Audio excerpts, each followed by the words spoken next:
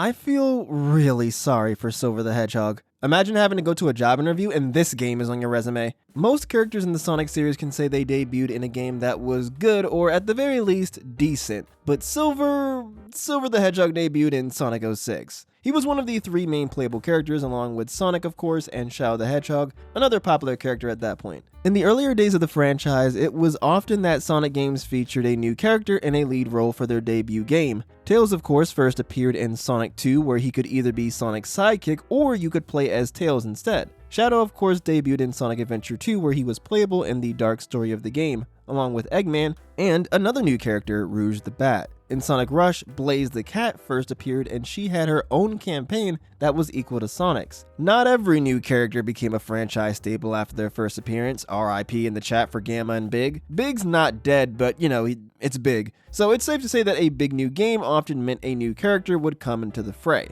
A far cry from the late 2000s and early 2010s, where it was basically just Sonic doing everything. And a big part of why that change happened was likely because of Sonic 06. Sonic 06 gave us Silver the Hedgehog, and I really want to highlight the fact that Silver is in fact a hedgehog. To less invested fans, it may not seem like it's all that important, but Silver being a hedgehog was a really big deal. Being a hedgehog in the Sonic series is like being a Saiyan in Dragon Ball or a legendary in Pokemon.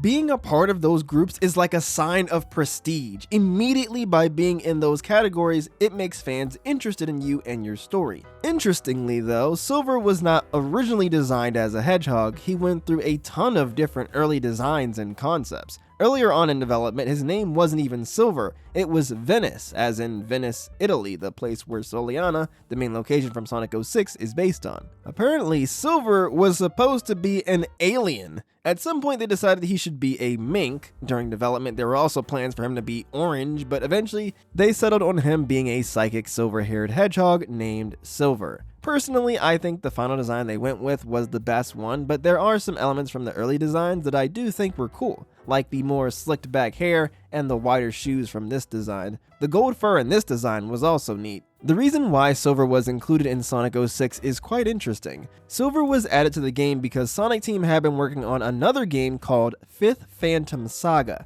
a first-person shooter on the PS3 that was revealed at E3 2005. In this game, the main character could use psychokinetic powers. That game never ended up seeing the light of day, but Sonic Team found a chance to experiment with those abilities by giving them to Silver, a brand new character in Sonic 06. Looking more into the development of Sonic 06, it is really sad that the game turned out the way it did. It seemed like the devs were legitimately trying to make something cool for the 15th anniversary of the franchise, but unfortunately they fell victim to the sad reality of crunch culture in game development, rushing out a product that was very clearly not ready to be released, which unfortunately really hurt Silver and his reputation. Silver's story is quite intriguing in the context of the Sonic series. Silver is a hedgehog with psychic powers from an apocalyptic future that was destroyed by a monster known as Iblis. Silver and his friend Blaze the Cat travel back in time, and Silver tried to kill Sonic in the present after being manipulated by Mephiles the Dark, who tricked Silver into believing that Sonic was the cause of Iblis. The Sonic series had experimented with time travel back in Sonic CD in 1993, and originally there were even plans to have time travel in Sonic 2 back in 1992. Sonic could time travel to the future or to the past in Sonic CD by using these signs placed around the various levels. However, besides Sonic's adventures on Little Planet and Sonic CD, the concept of time travel really wasn't something the series had explored much. Starting with Sonic 06 though, time travel would become a pretty important concept in the series moving forward, showing up in several other games like Sonic Rivals, Sonic Generations, and Sonic Mania. However, the time travel that the series used thus forward would typically be a lot less complex. You know, they didn't tackle paradoxes or stable time loops or any of that stuff that 06 messed with. Then again, to be fair, there was that scene in Sonic Generations when classic Sonic learned how to do the homing attack from watching modern Sonic, but besides that, for the most part, time travel just existed for nostalgia bait fan service. Earlier I brought up Dragon Ball Z, and if you haven't already noticed it, Silver is basically future Trunks from DBZ. Both are from the future, the same race as the main character, they have super forms, light hair, and they both have a bond with the Vegeta clone of the series. Apparently in Sonic 06's script file, there was even a note in English that said that Silver was essentially Trunks from DBZ. And like Trunks, Silver will occasionally show up and do stuff, but he hasn't really had a ton to do since his debut. His next appearance was actually in the same month that Sonic 06 came out, and that was Sonic Rivals on the PSP in November 2006. Now, before we get into Sonic Rivals, I have to briefly explain the ending of Sonic 06. So, Silver eventually learns that he was tricked by Mephiles, so he ends up helping Sonic and Shadow. Sonic dies, gets some smooching, comes back to life, everyone goes Super Saiyan, and they beat up Solaris, who is the fusion of Mephiles and Iblis. Then they erase the events of Sonic 06 from the timeline. I don't know if it was deliberate because the devs knew the game was that bad, or maybe it was fate or whatever, but the worst Sonic game ever literally got wiped from existence at the end of the game. With the monster erased from history, Silver's future was saved, and as a result, it was left unclear as to what his role would be in future games. If we learned anything from Shadow, obviously Silver was going to come back, and he did very quickly in Sonic Rivals, where Silver has gone back in time again, but of course with Sonic 06 erased from the timeline, Silver doesn't know Sonic, Shadow, or anyone else, making this game the first time that he meets them, technically. Furthermore, it's very unclear as to what the future that Silver comes from is like. Since Silver's future was never destroyed by Iblis, the status of what his time is like is very muddy. In Sonic Rivals, Silver doesn't really comment on what his future is like. The state of the future is left ambiguous, yet in Sonic Rivals 2, he says that the future is filled with flames and destruction, just like in Sonic 06. However, in the DS version of Sonic Colors, Silver does imply that his future is actually a pretty beautiful, nice place. Although in Sonic Generations, in Silver's bio, it says that Silver is from a world of ruins. On the other hand, in Silver's bio from the Fast Friends Forever campaign, it says that Silver's future is filled with blue skies and peaceful days because they defeated Solaris in Sonic 06. Be that as it may, in Sonic X Shadow Generations, the updated remaster of Sonic Generations, Silver's bio says that he's from a ruined future. Maybe they're implying in the Sonic X Shadow Generations bio that he was originally from a ruined future and now things are better, but it doesn't make it a point to say that his future isn't like that anymore, so